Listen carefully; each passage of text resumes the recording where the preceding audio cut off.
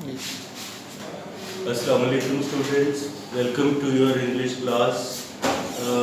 Beta, as you all know, we had done the short questions in the previous lecture. Now we are going to continue with it. हमने first 5 जो short questions हैं वो किए थे बेटा. Question number 6 सिर्फ एक रह गया था, वो भी हम देख लेते हैं.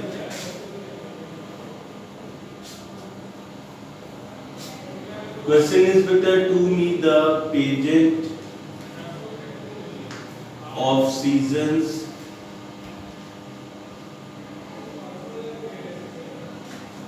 is an unending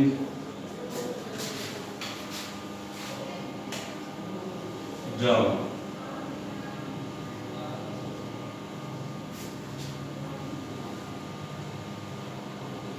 इस पे बेटा आपने क्या करना है, आपने इसके ऊपर इस स्टेटमेंट के ऊपर कमेंट करना है. नाउ बेटा पेजेंट का मतलब मंजर या नज़ारे को कहते हैं. सीजन्स आपको पता है, मौसम. तो राइटर जो है हेलन केलर वो क्या कह रही हैं कि मेरे लिए मौसमों का मंजर या मौसमों का नज़ारा एक कभी ना ख़त्म होने वाला अमल है या कभी ना ख़त्म होने वाला ड्रामा है. हमने इसके ऊपर कमेंट करना. तो बेटा इसका आंसर इस तरह से होगा.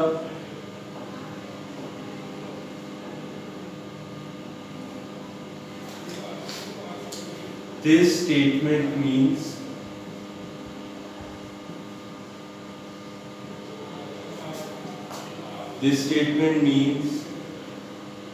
that seasons follow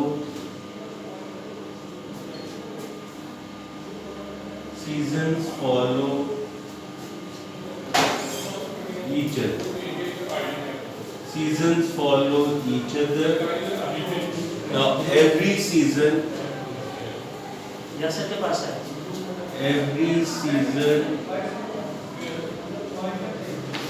has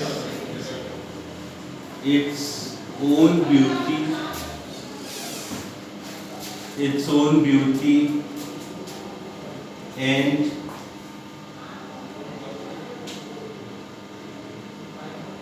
variety.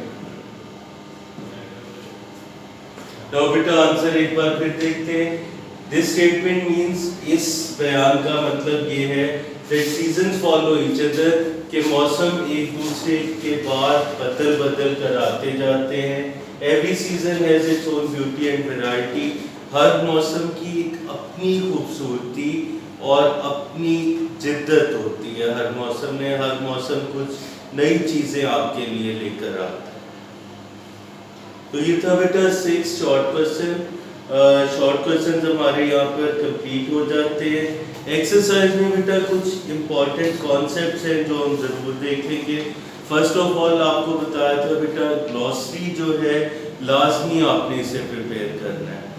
आपका 5 मार्क्स का क्वेश्चन होता है ऑब्जेक्टिव में, चूज द करेक्ट मीनिंग का, और उसके लिए ये ग्लॉसरी बहुत इंपॉर्टेंट चीज़ है. मोस्टली ये आपके रिव्यू एक्सरसाइजेस में से या फिर ग्लॉसरी में से दे दिए जाते हैं. तो ग्लॉसरी को अच्छी तरह से देखिएगा और इसे याद कीजिएगा बेटा. It will be very helpful for your exam. इसके बाद बेटा देखिए यहाँ पे बेटा एक्सरसाइज अगर हम स्टार्ट करें, इसकी पेज नंबर 129 है बेटा. Page number 129. यहाँ पे बेटा फर्स्ट क्वेश्चन सिर्फ वर्ड मीनिंग है जो हम पूरी बुक के पहले ही कर चुके हैं, इसकी हमें ज़रूरत नहीं है. एक्सरसाइज बी जो है, encircle the option that relates the text. Now MCQs बेटा जितने भी आपकी बुक में इनको बहुत अच्छी तरह करना होगा, क्योंकि एमसीक्यूज ही में आपका तमाम तर ऑब्जेक्टिव होता है. इसलिए इन एमसीक्यूज को हम इग्नोर नहीं कर सकते, इन्हें हमें बहुत अच्छी तरह से प्रिपेयर करना होगा. नाउ बेटा फर्स्ट देखिए, इसमें एक्सरसाइज बी है.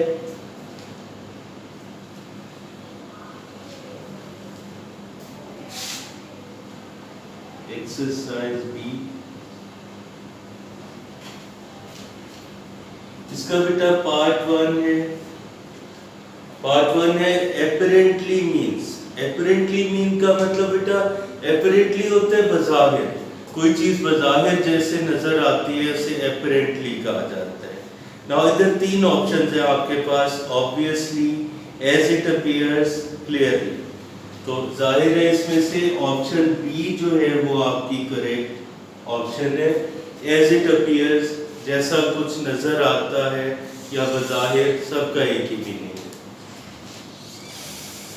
सेकंड देखिए बेटा मैनीफोल्ड। मैनीफोल्ड, मैनीफोल्ड बेटा इसका ये मतलब नहीं मुख्तलिफ चीज़ों में, मुख्तलिफ तहों में, इसका मतलब होता है डिफरेंट टाइप्स किसी चीज़ की होना, मुख्तलिफ अक़साम, मुख्तलिफ अनवा, इस मीनिंग में ये वर्ड आता है।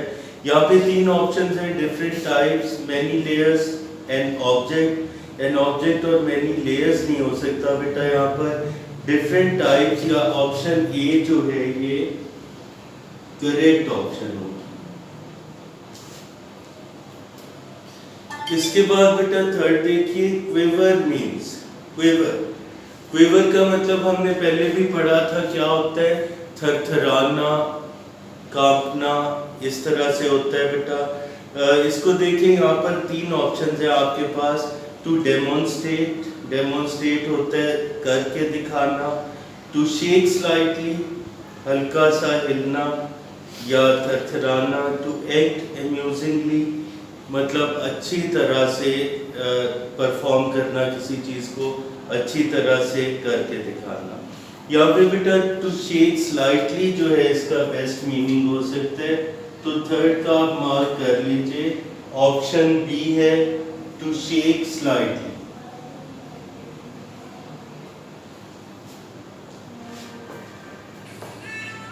ये हो गया बेटा। एक्सरसाइज सी छोड़ दीजिएगा, ये हमें इस तरह के क्वेश्चन हमारे पैटर्न में शामिल नहीं है। एक्सरसाइजेज में बहरहाल इन्होंने दिए हुए हैं, लेकिन ये हमारे पैटर्न पे नहीं आते। कंडीशनल टाइप 2 बेटा imaginary condition, conditional type 2। Now बेटा कंडीशनल्स ऑफ टाइप 2 क्या होते हैं? सबसे पहले तो ये समझना बहुत जरूरी है, what are conditionals of type 2।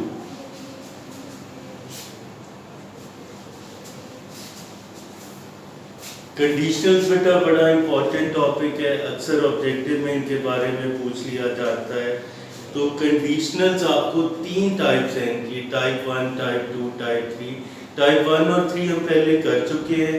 Type 2 इस एक्सरसाइज में यूज हो रहा है, एक सेंटेंस कंडीशनल ऑफ टाइप 2 का, इसको हम जरा देखते हैं।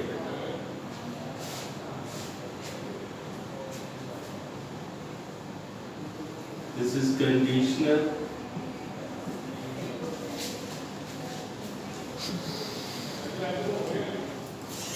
टाइप 2। अच्छा बेटा इसको हम एक और वर्ड लिख लीजिए, imaginary condition.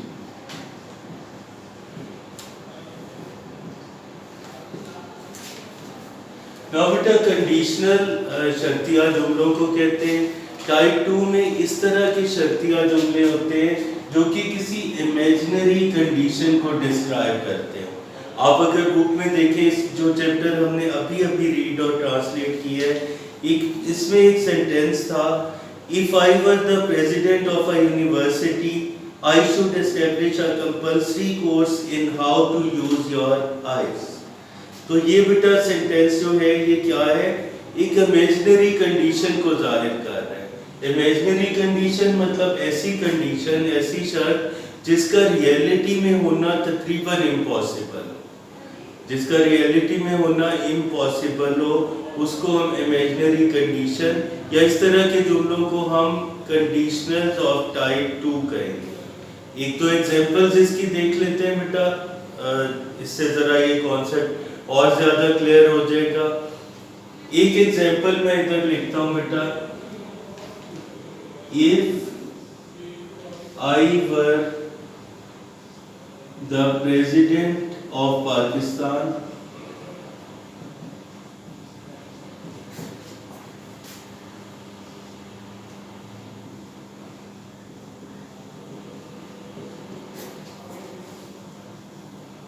I should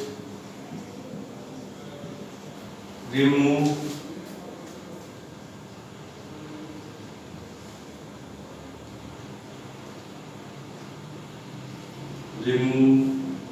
corruption.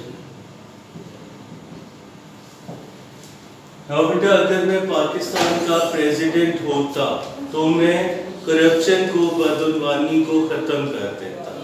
Now clearly आप देखते हैं ये एक ऐसी कंडीशन डिस्क्राइब की जा रही है जिसका रियलिटी में या प्रैक्टिकल लाइफ में होना तकरीबन इम्पॉसिबल है। तो कंडीशनल ऑफ टाइप 2 ऐसे सेंटेंसेस होते हैं जो ऐसी कंडीशन को बयान करते हैं जो रियलिटी में होना तकरीबन नामुमकिन हो, सिर्फ और सिर्फ आपकी इमेजिनेशन में हो। ठीक है बेटा, एक और सेंटेंस देख लेते हैं। If I were you,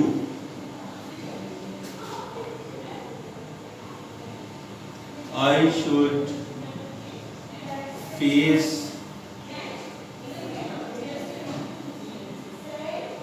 this problem bravely.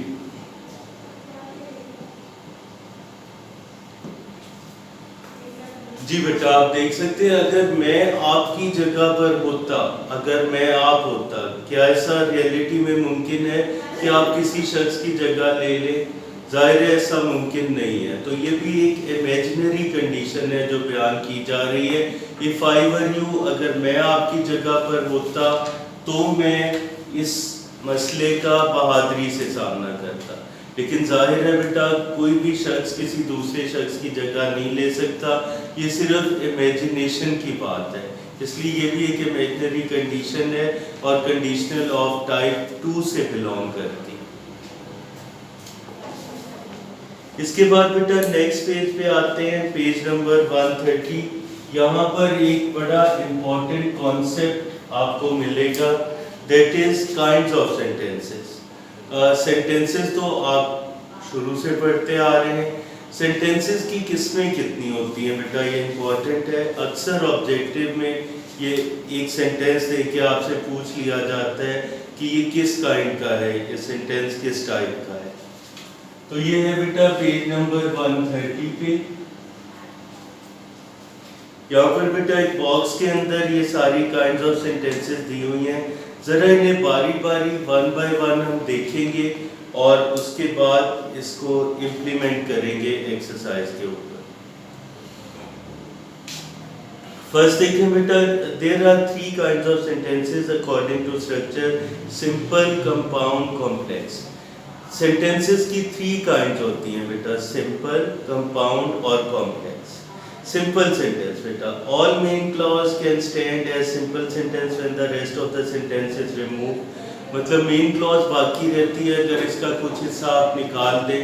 या आप इसे ऐसे कह सकते हैं बेटा कि अगर सेंटेंस में एक सिंगल आइडिया रिप्रेजेंट किया जा रहा हो या एक ही क्लॉज हो, क्लॉज एक से ज़्यादा क्लॉजेज ना हो, तो आप कहेंगे कि ये सिंपल सेंटेंस है। ठीक है बेटा, क्लॉज की डेफिनेशन हम पहले भी कर चुके हैं, आपको पता होगा। ऐसा ग्रुप ऑफ वर्ड जिसमें सब्जेक्ट मौजूद हो और वर्ब मौजूद हो, उसको क्लॉज कहते हैं। तो अगर सेंटेंस में एक ही क्लॉज है तो आप इसको सिंपल सेंटेंस करेंगे। इसके बाद देखिए बेटा, यहाँ पर कुछ एग्जांपल दी हुई हैं। Most of us take life for granted, when we are in a point health, death is all but unimaginable, sometimes it was as long as a year, sometimes as short as 24 hours। आप देखिए बेटा एक से ज़्यादा clauses नहीं है इस sentences में, इसी और एक सिंगल आइडिया को रिप्रेजेंट किया जा रहा है। इसमें से कुछ अल्फाज को आप निकाल भी दें तो मेन क्लॉज अपनी जगह पर कायम रहती है। तो ऐसे सेंटेंसेस को हम सिंपल सेंटेंसेस कहते हैं। इसके बाद आते हैं बेटा कंपाउंड सेंटेंसेस पर। कंपाउंड सेंटेंसेस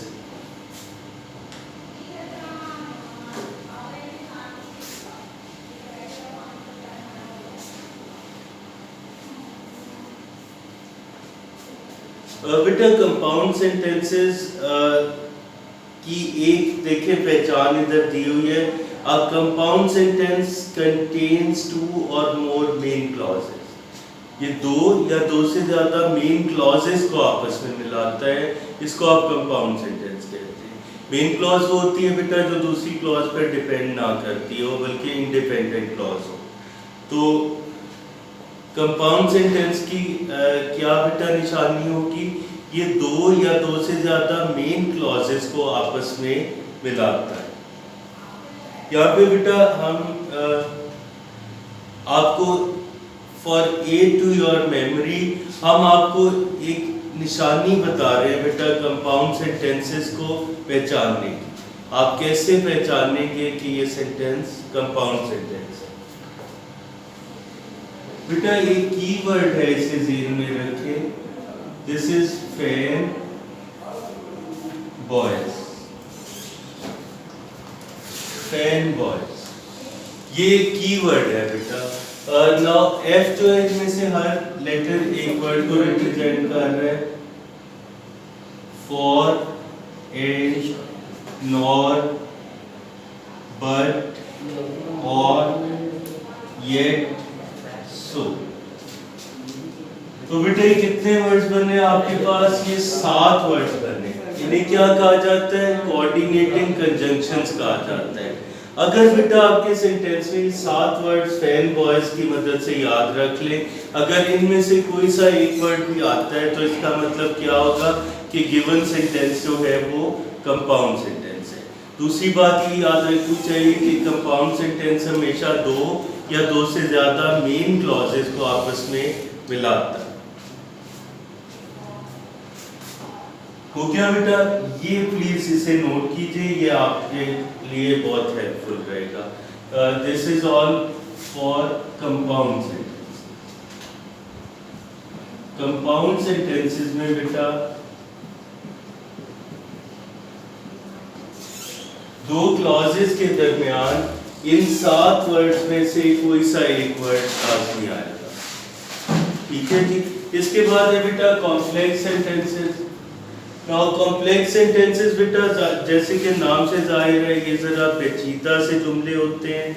इसमें एक मेन क्लॉज को एक सबऑर्डिनेट क्लॉज के जरिए से आपस में मिलाया जाता है, या एक से ज़्यादा मेन क्लॉजेस को एक से ज़्यादा सबऑर्डिनेट क्लॉजेस से मिलाया जाता है।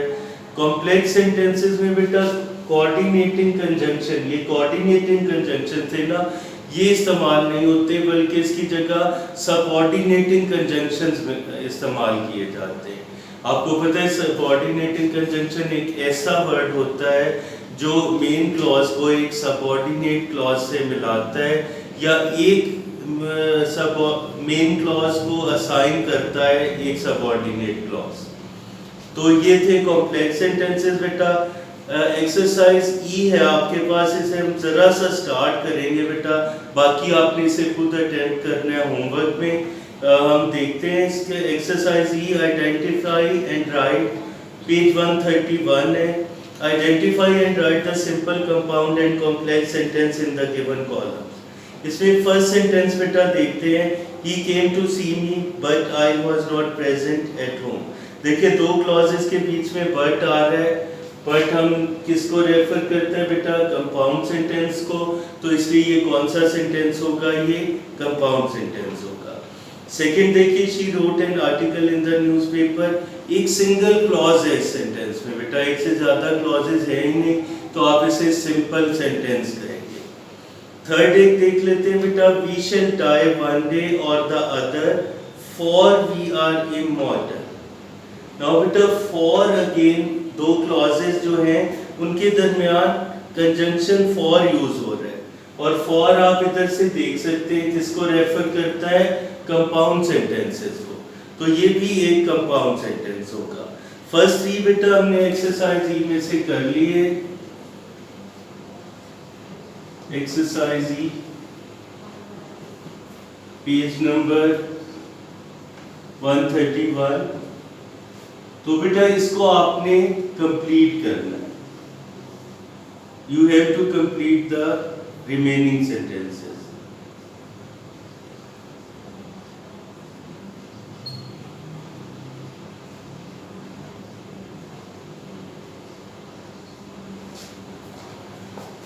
ठीक है बेटा, आज का लेक्चर यहाँ पे ख़त्म करते हैं। आपने इसे प्रैक्टिस ज़रूर करना है। आपको बता रहा हूँ बहुत इम्पोर्टेंट टॉपिक है।